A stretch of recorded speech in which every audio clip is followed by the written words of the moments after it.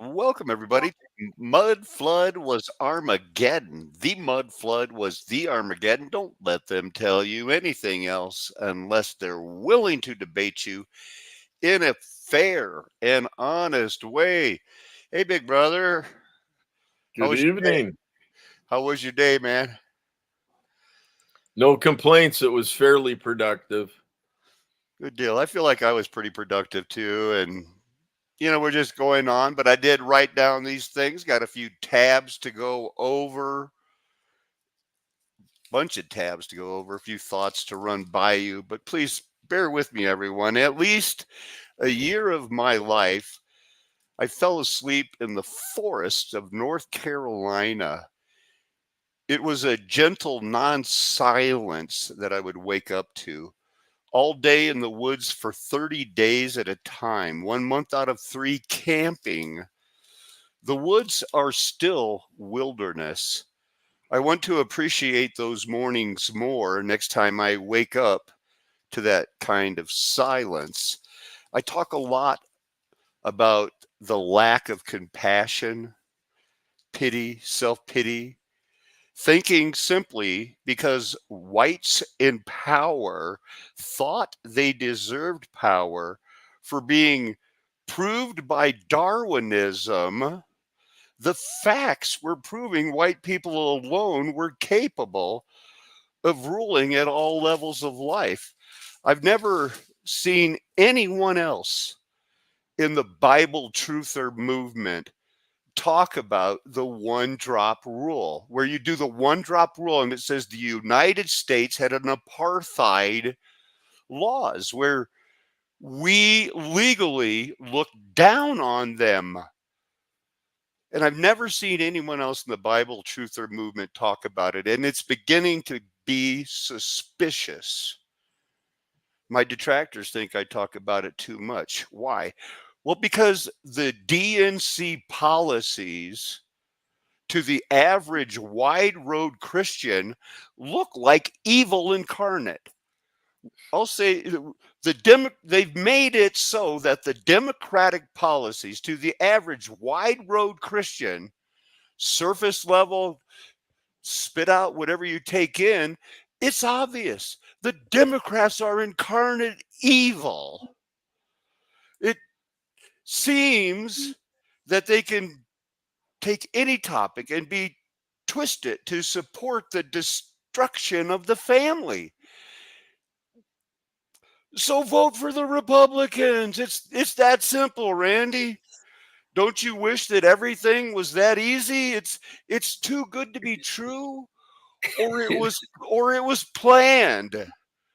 It can't be any other way that to the average, surface level looking thing, and who the hell would vote for a Democrat that is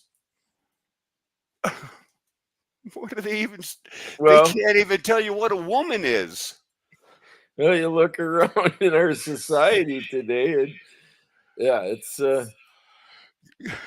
it's quite the event. But It's yeah, it's two heads on the same serpent, but one the has an thing, appearance. but they make it so, like, oh my goodness, they're It's obviously working blatant. together. They obviously are working together. Oh yeah,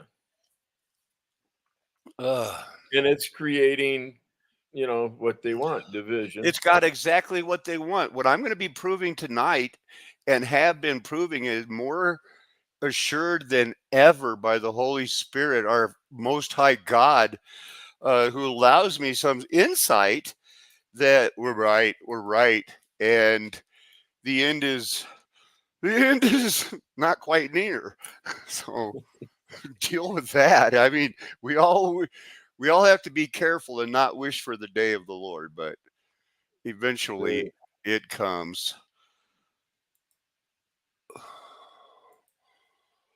Daniel chapter 8, verse 19. And behold, I will make known to you what will happen in the latter time of wrath. I think implying, like the former, the latter.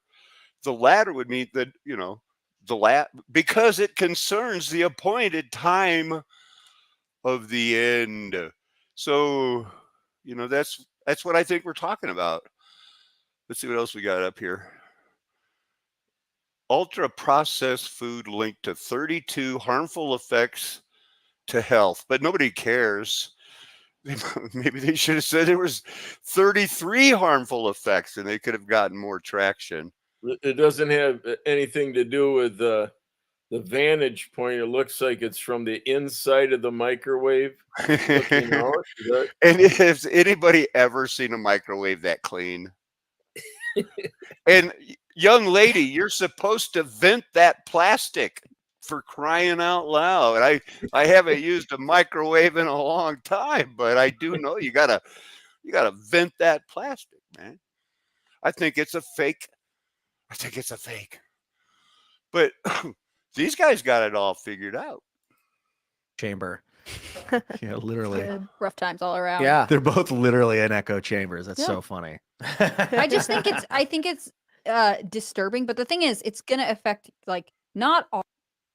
Well, anyway, you get the idea. What I want to say is I think they're both echo chambers. Look at this thing, Randy. The Memorial Amphitheater in Washington, D.C. This is supposedly where the famous fighting general from the Confederates, the Robert E. Lee. I mean, everybody knows Robert E. Lee, right? Yeah, I've heard of him. That's pretty nice, huh? Yeah. Maybe it's one of those. See, there's all the graves. Yeah. Nice kit.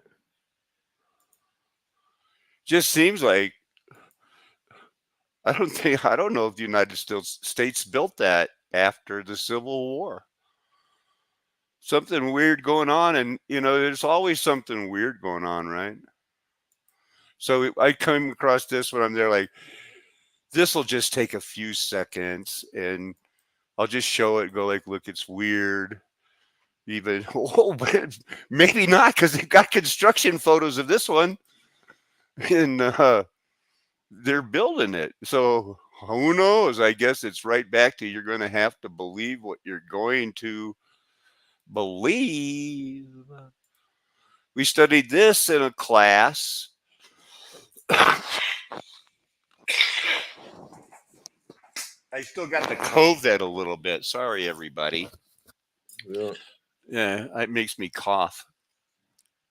I clicked to this, but now I want to go back up the top, because this is what they give me to study when I listen to lectures at my university. And now I'll tell it. Yeah, he puts up good stuff. I love Dr. Lubrick, but I think I do a better job explaining his PowerPoints than he does. The one thing where I said, I clicked on that. This is what it said. A United States recruiting officer is expected in Hartford this week to receive names of men for the prospective Spanish-American War. Now, this is written by a black man, because it's, they were getting ready to go to war, and they were saying, like, we might even take black people. So he wrote this letter. Great excitement. So that means they were desperate, right? Yeah. Well, yeah. It means that, they can't cook. They can't cook their own meals. They can't make their own coffee. The blacks serve them like slaves. Okay. It's they can't do it. So great excitement prevails here among all classes, and some of our colored men seem enthusiastic over the idea of enlisting in defense of the governments, while some are more reserved in common sense, discerning that no colored man should never again offer his services to protect a government that does not protect him. I assume he's talking about the Civil War. The government of the United States will allow some of her most loyal and true citizens to be burned and shot to pieces like dogs without protection, and go right on ignoring their rights and claims as if all were peace and happiness in the family. And yet, when a foreign war is threatened, these same ill treated citizens are wont to be rushed to the front in the name of protecting the nation's honor. Such injustice is not tolerated by other civilized nations, not even Spain, guilty of such discrimination among her own citizens. As a race, what means we have for checking such unjust discrimination? Colored men of Hartford, let us think before acting. If the government wants our support and service, let us demand a guarantee for our safety and protection at home.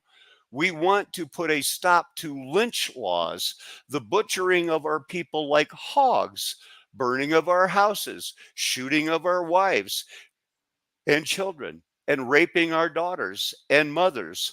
In short, as a race, we want indemnity for the loss of 10,000 Negroes who have been lynched and butchered and slaughtered since the Civil War. When we are guaranteed freedom and equality before law as other American citizens, then we will have a right as such to take up arms in the defense of our country. It does seem that the whole idea of that, there were laws that protected people who lynched people. And the United States admits, well, maybe there was like 1,700. They never tell the truth about numbers like that. Yeah, They that say, last sentence, I guess the definite, but it'd be more of a if the government was protecting all the citizens, then it would be more of a duty probably than a right. But yeah, I hear the yeah, flow. thank you. Yeah, because something didn't sound right about, Because oh, the government was saying they had a right without being, right. Well, something tells me that the young black man was probably trying to be gracious a little bit, that he didn't just want to come out and yeah. say, so you guys are being totally stupid. All right, small item here. This tab won't last long. I just want to show RJ here. Hey, look, big brother. Look how many things were invented in the 1800s. And this isn't even all. But I like the accordions on there. That's always fun. I used to love it when Noah played his. They claim it was invented. Yeah. Even the can opener. I like that. The metal detector. Of course, that would need, the machine gun. I've heard of that. Contact lenses in the 1800s, whatever a phonomotor is, looks like some sort of a speaker or something, right? Pelton wheel, that looks helpful. Mhm. Young Thomas Edison. Vocal engine. Hey, that's a Tommy Edison one too, which means, there you go. That means somebody else invented it and he put his name on it. Portland cement. We haven't lost that one, thank goodness, because the world will. What would we do without concrete that disintegrates after 25 years? Yeah, We'd be out of luck, man. I'd Those be proud mafia. of that one. Yeah, they would. There are rumors that, like the asphalt that breaks down after 4 or 5 years, it's a way to keep those mafias in business redoing the roads. Keep those union people or the other workers happy. Variable capacitor, that's an important one. So is that. Helps keep your coffee. Furnace. All right. Peter Durand, who's that guy? He invented tin cans. The thing that helped Randy. Randy, you ever seen a can like that before it had a label or anything put on it? Well, that was later on. That's the easy open top. I love Yeah, them. that came more recent. Yeah. But I guess the first can is like 1810 or something. This guy did it, Peter Duran. They had a little lead problem at first, I guess, Probably. but it's all relatively since the 1711. He gets all the credit in the world. Way to go, dude. And of course, necessity is the mother of invention. And,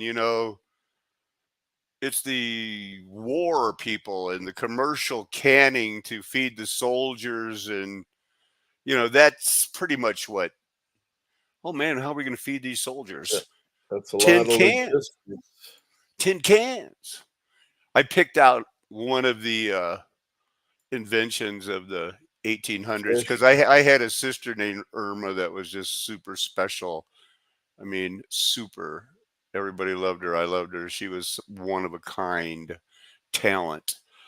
But when you're first going to invent cash registers, I guess opulence is the first order of business. And this cash register is in the middle of freaking nowhere town, that one. I think I looked at that town, but if not, I looked up Cody, Wyoming, and so you can order it when it comes with your kit. It would come with a fancy cash register Yeah, fully around the mechanical. world. Yeah, because this is India, I'm pretty sure. So, but around the same time, I mean, it's all about commerce. They have it all figured out. You've got to spend money to make money. Wait until you see. He hasn't uploaded the PowerPoint I sat through today, but I did take notes on it. Oh, I guess they're just showing that it's from Toronto or something, and it's a pretty big company. Yeah, national. Yeah. There's your new one. That's kind of looks like some of the postage machines that I used to use. The Quentin Blair House. I got this because when I saw Frank Lloyd Wright's name on it, this dude is suspicious as all get out to me. So it's in the middle. There's one in Spring Green. I went there to go to that one thing. I went golfing and touring and stuff. Really super cool. People have got to go see that house on the rock. Yep. But this one is another one in the middle of nowhere, Cody, Wyoming. Oh, I did talk about that. I did pull that up. Good.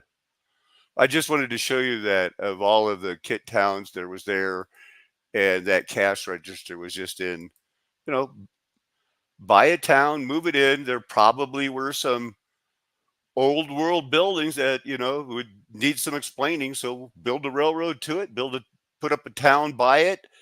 And people will forget in one generation. We have forgotten that our grandparents lived under the one drop rule in what was the equivalent of apartheid under South Africa. One generation calls out to another. Does that mean that the other generation necessarily listens if they're being bred and circused to death? Brother Randy, that's not rhetorical. What can you tell the people? Oh, the greatest African American they claim now is Elon Musk, right? Oh, Cody is named after the famous Buffalo Bill, not Wild Bill, Buffalo Bill. They're confusing. What are you implying, that Elon Musk is white, Randy? Have you ever seen a picture of the guy? But he's from Africa. Yeah, so are some of those famous golfers and actors, man. Yeah.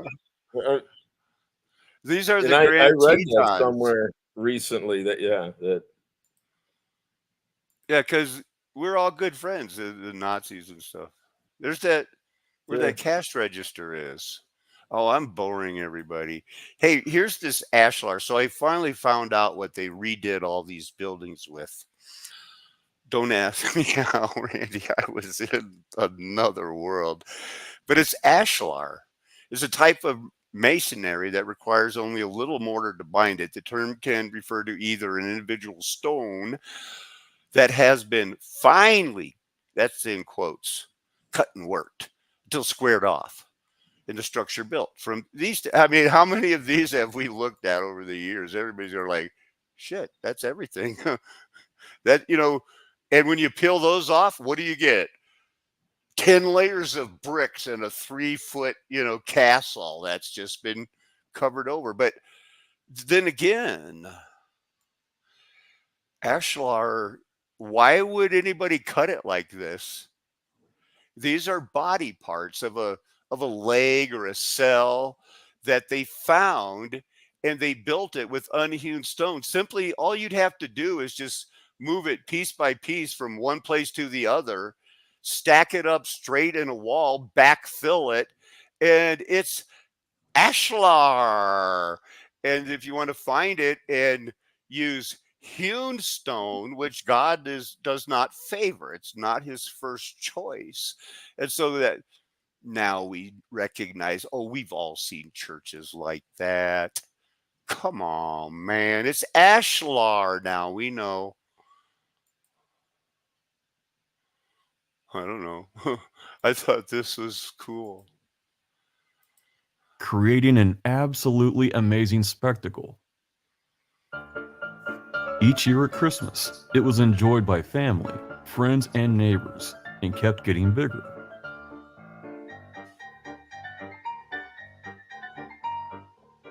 Simply push any of the buttons to get the party started.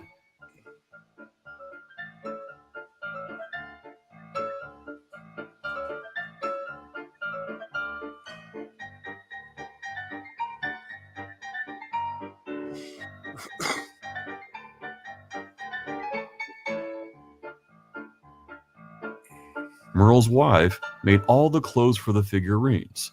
It was quite the couple's project.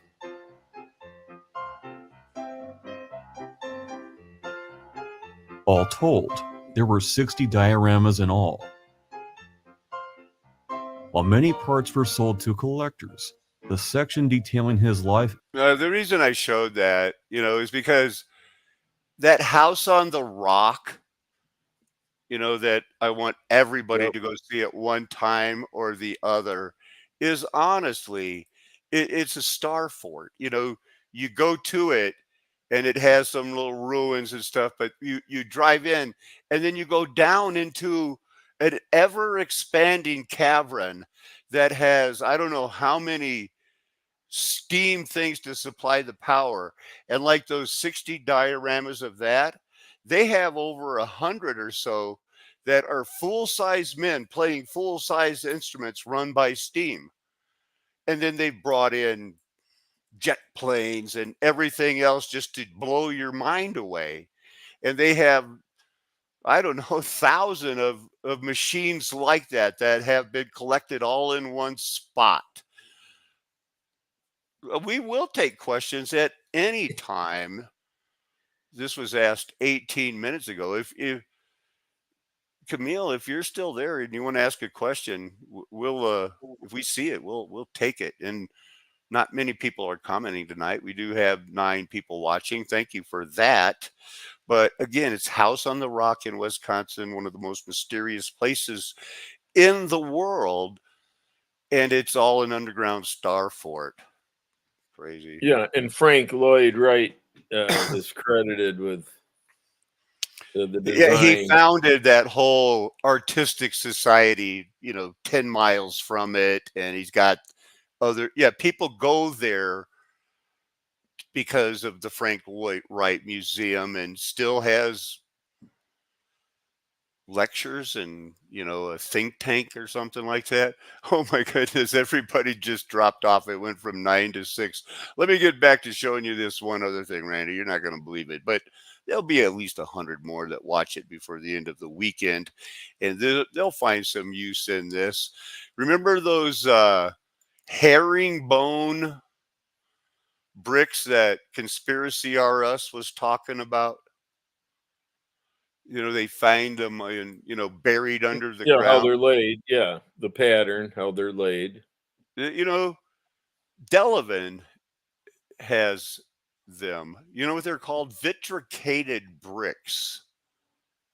And Delavan had a whole town of them. And Delavan, is a big part of my life because I used to go to the School of the Deaf because that's where the athletic directors met for the Swiss conference. Southern Wisconsin, Illinois small school, mostly private schools. And so a town like this in the middle of nowhere, Delavan, it had to build a town around it, or because they had vitricated brick streets. And this, when was this even built? The school for the deaf. Or when was it repurposed? Maybe It's always been a school for the deaf. As far as I know, their claim is it was built as a school for the deaf. That's pretty much their big claim to fame. I'm surprised it's not right here. They mentioned mound builders, the Potawatomi, part of New France, as early as allegedly, people knew about it in the mid 1700s. But yeah, as far as I know, it was always going to be here's another picture of them. Here we go. We get it down at the very bottom. So since 1852, it's had an average enrollment of 130, 215 in 1880. So it's down almost half. Of course, it's the National Register of Historic Places. This is another view of it. The meetings were in this building right here. This is not there anymore. There's a gymnasium here now. But it's that vitrified brick and herringbone pattern right there on Highway 11. I mean, is there anything that in Wisconsin more important than Highway 11, 12, and 14, 20? I mean, 294, but that doesn't count. Yeah, as far moving the traffic. Yeah. This is something I wanted to show the other night. I think this is how they cleaned out the canals, supposedly invented in 1883, but something like this probably was used to clean out all of the canals and stuff.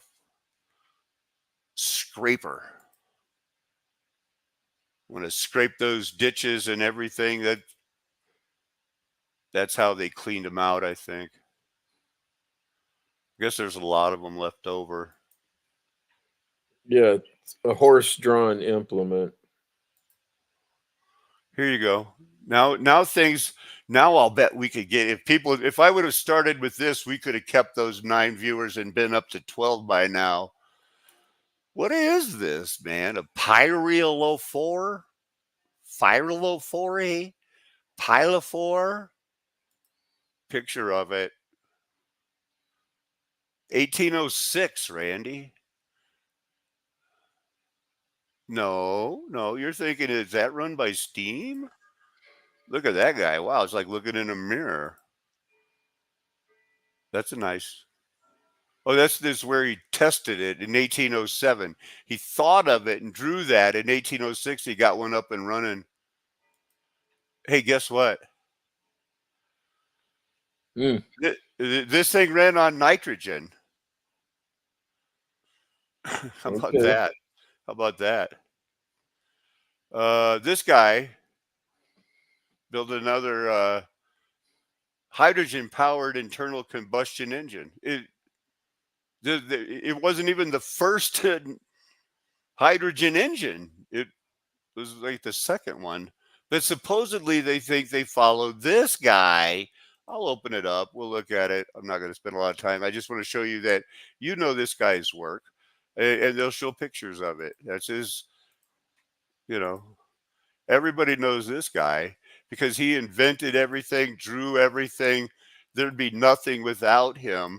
And supposedly he gets all the credit for this. And when he wasn't busy, you know, he would lay out London and lay out Washington, D.C. and go, if you need a very effective city, call me. He's that guy. But I thought people would be like, what? There's no such thing as hydrogen powered internal combustion in 1807, or we'd be perfecting it by now. I mean, who wouldn't want to have a fuel including lycopodium powder? It looks like it burns pretty good to me. Okay, I can't beat that dead horse anymore. What is a car? It's an automobile with wheels. It's got roads. And in the first sentence, they go, yeah, this guy here invented the first one in 1808. A little bit of confusion there, but it kind of missed their chance to say in 1808 they had a car running on hydrogen. Isn't that the goal that we've been working on? But the modern car, go ahead, Randy. It's Yeah, crazy, I've heard of the concept. Yeah. right? We got some other concepts coming here. It's a practical marketable, because when they need people when they need a market, they'll make it. And they needed a tourist market. They needed somebody like a Ford to, introduce the protocols of Zion, to start it, to prop up and pay for Adolf Hitler, all that stuff. Yeah. Assembly line. Mm-hmm. Keep people, new slaves, in one place doing the same thing, and at night they're bred in circuses. That Benz patent Motorwagen from 1886, nice roads, nice mud flood building behind it. And the reason that cars in the 20th century, expansion, World War II, well, they needed them afterwards because the car is considered an essential part of the developed economy. Well, it didn't spontaneously develop itself. This has been a planned by Satan, get nations, deceive them, wide road it. People are acting like looking back at the Trump era when things were so good because the stock market was high, but people were losing their jobs. They had to give, bonus money to the people, print the money. The stock market kept going up, but nobody was going like, I feel like I'm in a better place. That's not my memory of it. It was all like kind of things were just sucky, still blame the Democrats. They'd blame. It wasn't that much better or worse under Trump or Biden. And the people that right now, as despicable as the Democrats are, that want to look back and say it would be so much better in America and all our trouble would go away if we could just get Trump back in office, are being led down a primrose path. They've got you with disposing of the vehicle at the end of its life, planned obsolescence. It is all to keep us consuming. There'll be more on that later. Kunat. And believe me, when you get the UG, the only thing more confusing is there's a H behind it. So it's Kuno. And Joseph, French inventor, first automobile. Where's the hydrogen stuff, 1765, he began experimenting with the steam engine. So he was right there, must have been shoulder to shoulder with James Watt, inventor of the steam, pump the water out of the mines type thing. So are they going to mention the hydrogen car in here? We'll just look at some of his stuff. This looks interesting.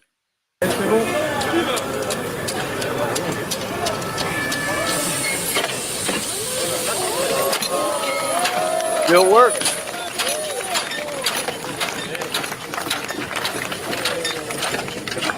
That's how you haul your beer to market.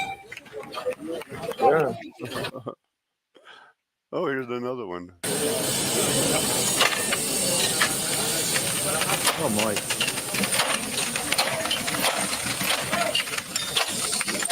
Cool. That's the picture of it. It still works. You can carry beer in it. Easy does it, boys. Anyway, he invented it and then he moved to a commune built by his students from Paris Tech. Oh, wow. Commune. That's where people, because they didn't really, it was formed when they didn't have nations. Communes, they were all in it together. Oh. Here you go. You won't like this, Randy. Yeah. Just want to show you the size of Africa compared to, oh my goodness, it's 5 times bigger than Europe. Wow. It's as big as Russia and China.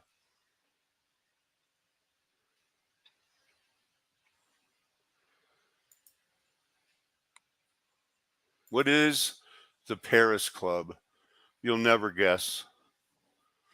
So I'll just tell you.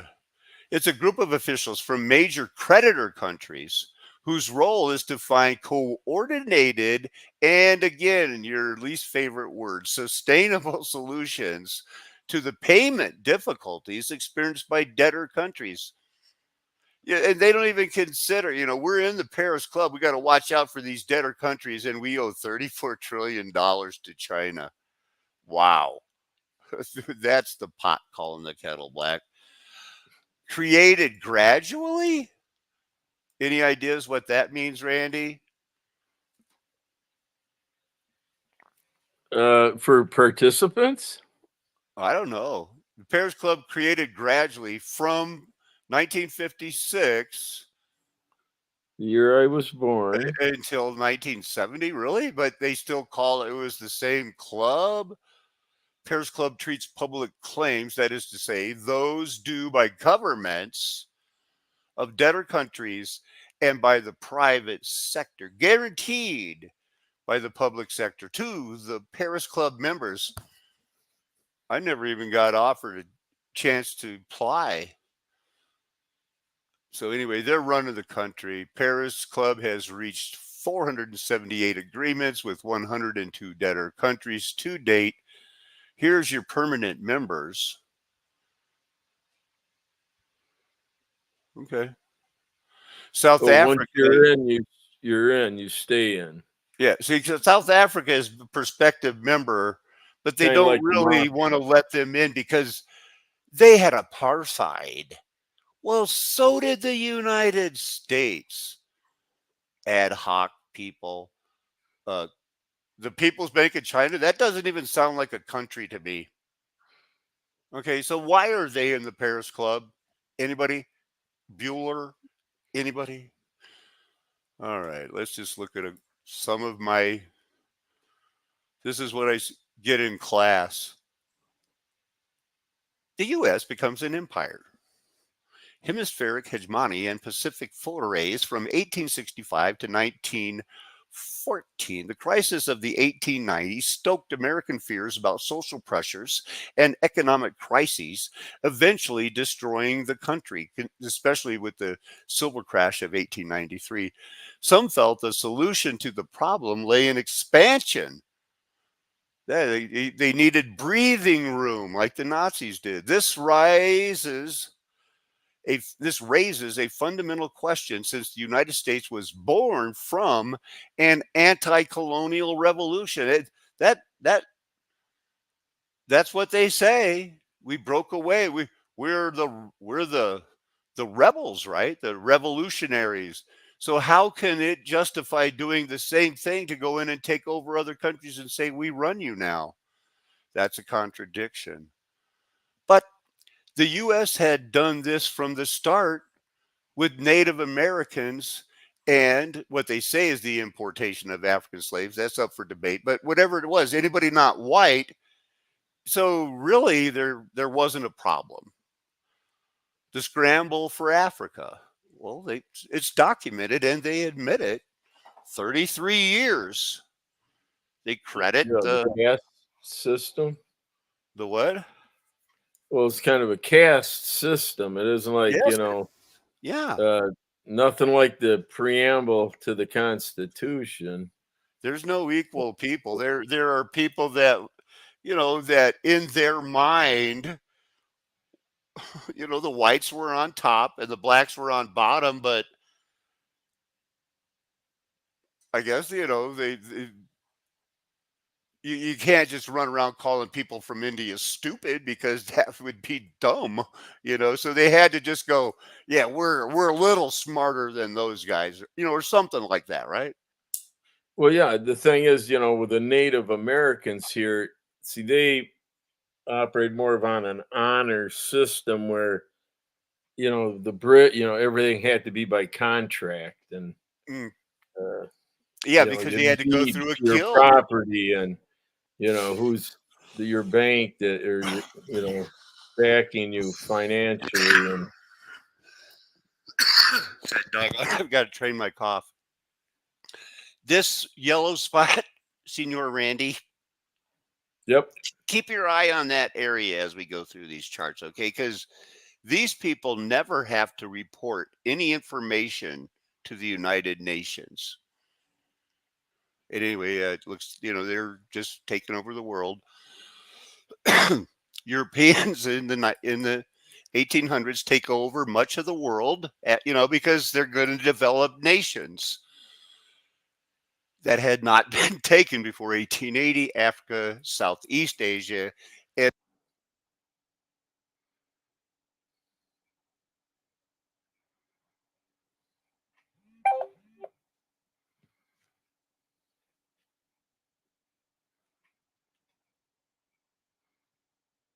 Hello?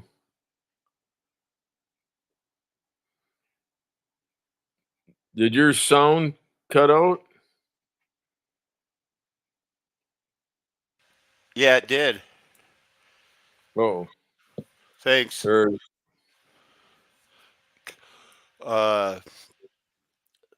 Industrialization, the need for both resources and the market to sell them. The white man's burden. This is finally what convinced the people that, oh, well, I guess we have to do it for their own good. Written in 1899, take up the white man's burden, send forth the best ye breed, go send your sons to exile to serve your captives' need. That means, yeah, we're going to colonize them, but we'll be serving them.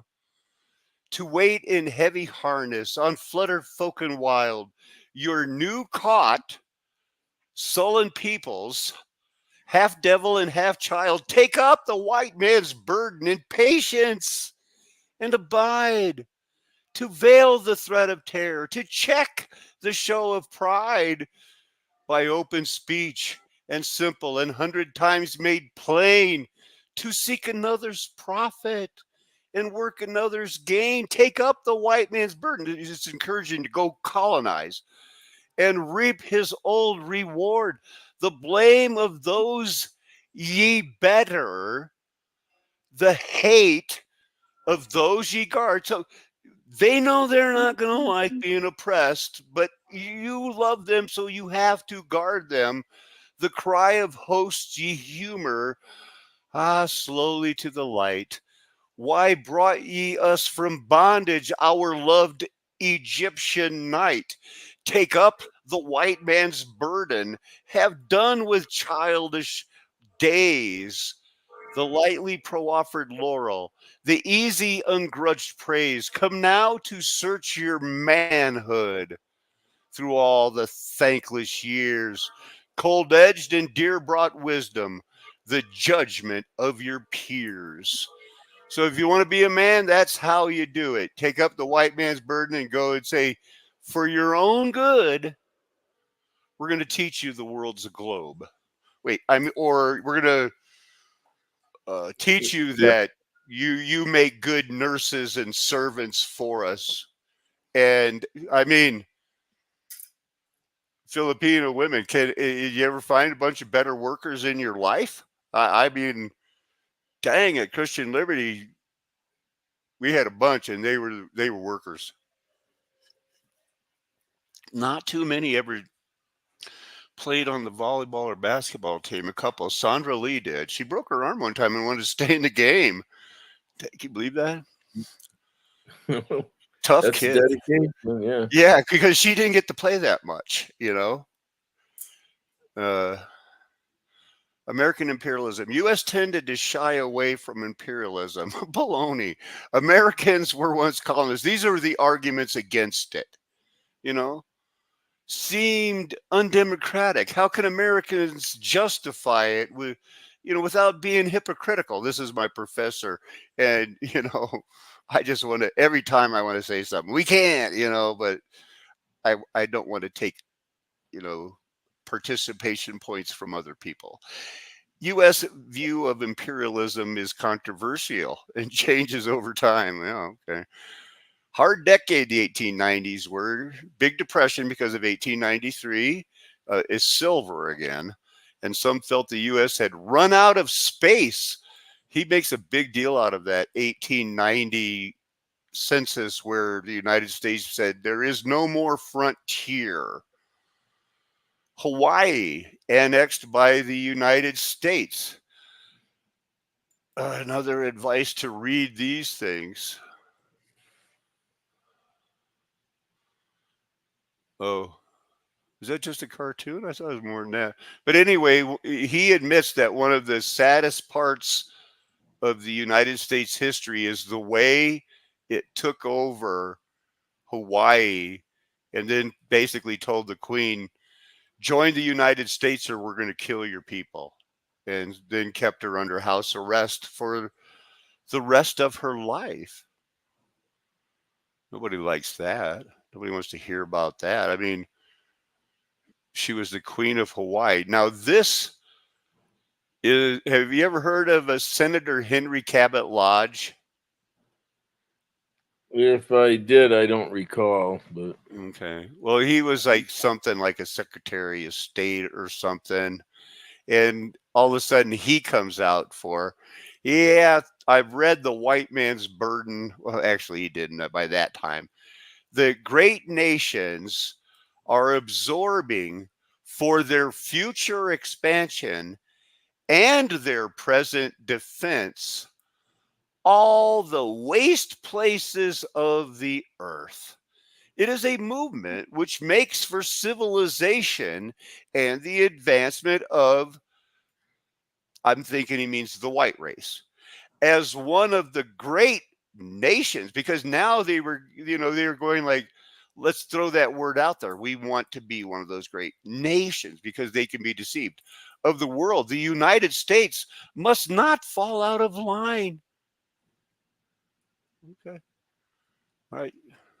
So here's the colonial possessions in 1900, and it's showing, Mexico, because they had their Spanish little revolution going on there with Zapata and Pancho Villa, in flux, warlords in these places, warlords in China, warlords.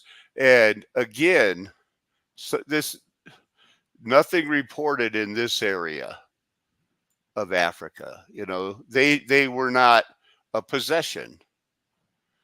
The Spanish-American War, yellow journalism, I think most truthers here would know that this is what we call a false flag. And, it was a way that, with the explosion of the Maine, remember the Maine, raised tensions. They quickly went to war. And this happened in Cuba. So they went to war and Admiral Dewey captured the Philippines. Well, that doesn't make any sense, but that's what happened. The Teller Amendment added a joint resolution pledging the United States would not annex Cuba and would help them gain independence. And then in 1901, the U.S. was given control over Cuban affairs in the Platte. African Americans and the war. I think I read that letter about the young man who's there, like, why should we fight when we're under apartheid? So since that time, from 1865, we purchased Alaska, took over Samoa, overthrew Hawaii, Guam, the Philippines. John Hay said the open door to policy in China. Well, China didn't want it, but the United States said, "Well, look, we're opening the door." Teddy Roosevelt, 1905, the Root-Takahira Agreement. 1823, the Monroe Doctrine. This all started that early, that we're going to be great someday and we're going to take over. And so let's see. They did. Venezuelan boundary dispute. Never heard of it. Spanish-American War. That's to remember the Maine. Made a country called Panama. Took it over. Built a canal. Altruism, self-interest, or bullying. Well, here's where we did these wars. So something weird going on there. And that's gonna wrap it up for tonight, Randy. That's what I got. I should have been more on the ball. I could have taken some questions, but that's about where we're at. The main takeaway, I guess, is circuses. I want to look into that because Delavan was the home of the circuses. The bread and circuses is a big thing. The distractions that we can all expect. Yeah, Baraboo would have been another address for a pretty well-known circus. Ringling Brothers. Yeah, and that whole Wisconsin Dells area.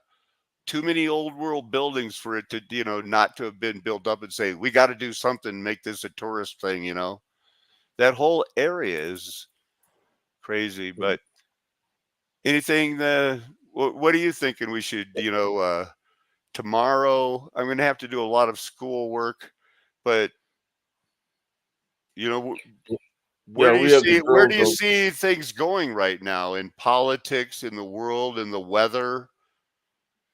And the fire, and there's a few spots that you might want to pay attention. That snowstorm moving in out in California, the Sierras. It could be a couple messy spots. And I think the Lord will provide, triggers for me with what other people are going to be putting out this weekend, because everybody feels like something's coming up, and I feel like it too, but I don't think it's Biden's going to not run for president, or something like that, but who knows? Well, that trafficking thing with the border wide open, that they were, grilling that one lady that, is supposed to be responsible for whatever department that they got it. But 85,000, 85,000 children unaccounted for, And Hunter Biden admitted finally under the testimony that the big guy was his dad, and so these things are being leaked out now to where the right wing is going to be able to say, see, you're so wrong, but they ain't going to do anything about it. Clash. Maybe they will. We don't know. But they never have yet. They never have yet. But we all know eventually somebody's going to get encompassed about, and there's going to be a lot of running for your life. And it may not be as bad as Armageddon, but it's going to get bad right here in the United States. Oh, yeah. Things are going to get,